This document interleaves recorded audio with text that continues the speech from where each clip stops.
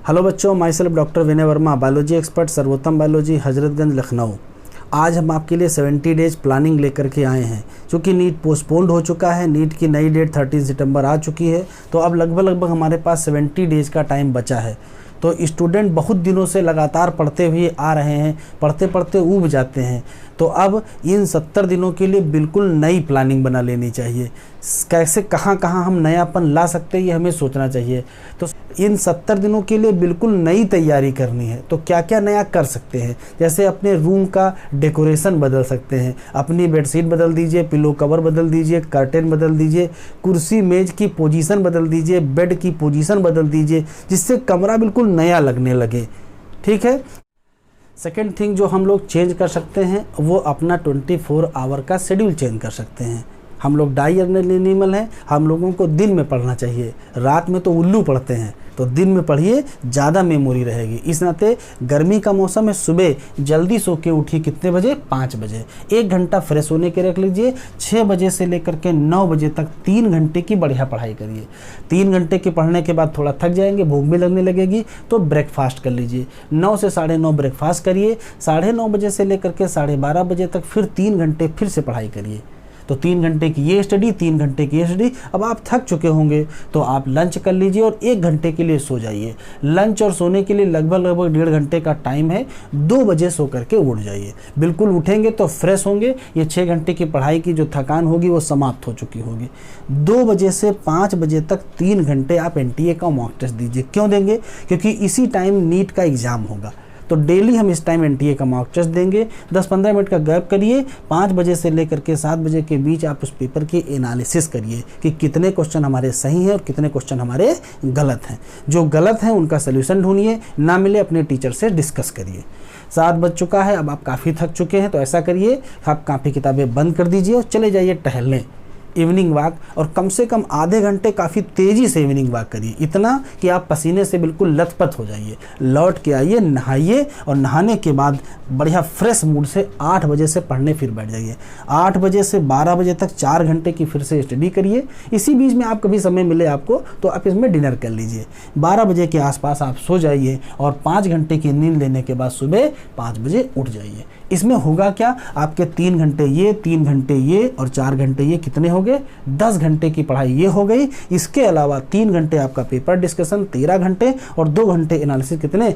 15 घंटे। Total 15 our की study का इसमें टाइम निकल के आ रहा है। अगर 15 घंटे की स्टडी लगातार कर ली जाएगी तो आपका सिलेक्शन कोई नहीं रोक सकता है। अब हमें ये सोचना है कि 70 डेज का हम क्या करेंगे। तो 70 डेज में 3 रिवीजन शेड्यूल हमें बनाने हैं। 3 रिवीजन शेड्यूल कैसे? आपके सामने यहाँ दिख रहा है, जिसमें पहला रिवीजन शेड्यूल कितने दिनों का है? 40 डेज का है। दूसरा रिवीजन शेड्यूल कितने दिनों का है? 20 डेज का है। और तीसरा रिवीजन शेड्यूल कितने दिनों का है? आंसर देंगे 10 डेज का है। तो 40 डेज, 20 डेज और 10 डेज। 40 डेज का आधा 20 डेज, 20 डेज का आधा 10 डेज का शेड्यूल बना लेते हैं। पहले 40 डेज में टोटल सिलेबस को बांट लेंगे, फिर 20 डेज में टोटल सिलेबस को बांट लेंगे, फिर 10 डेज में टोटल सिलेबस को बांट लेंगे।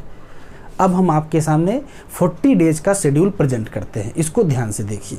ये 40 डेज का शेड्यूल आपके सामने दिख रहा है, जिसमें डे 1 से लेकर के डे 40 तक का हमने शेड्यूल बना रखा है। इसमें डे 1 में लिखा है the living world and biological classification. Day 2 में प्लांट किंगडम पढ़ेंगे। डे 3 में एनिमल किंगडम पढ़ेंगे। डे 4 में मार्फोलॉजी पढ़ेंगे।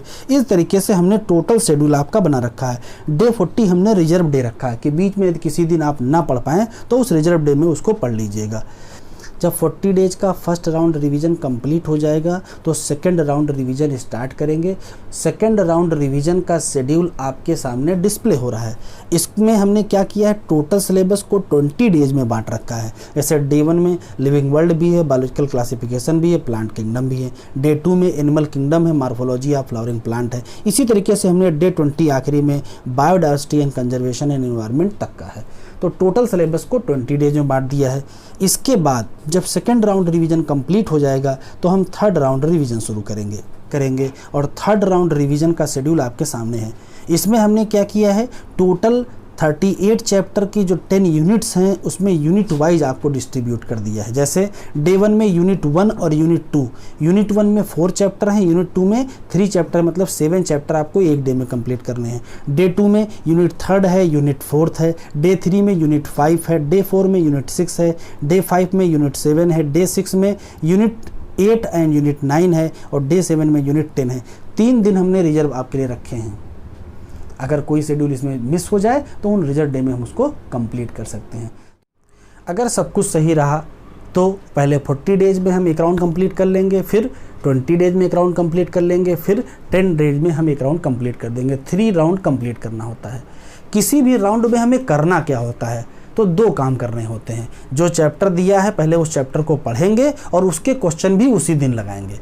अगले दिन अगला चैप्टर होगा, उसके पढ़ेंगे और उसका क्वेश्चन उसी दिन लगाएंगे। इस तरीके से टोटल चैप्टर हम 3 बार कम से कम रिवाइज कर लेंगे। ठीक है, हम उम्मीद करते हैं मेरी इस 70 डेज प्लानिंग को आप पूरी तरीके से अप्लाई करेंगे और अपने सिलेक्शन को बिल्कुल पक्का कर लेंगे। ठीक है बच्चों, बाय बाय, फिर मिलते हैं।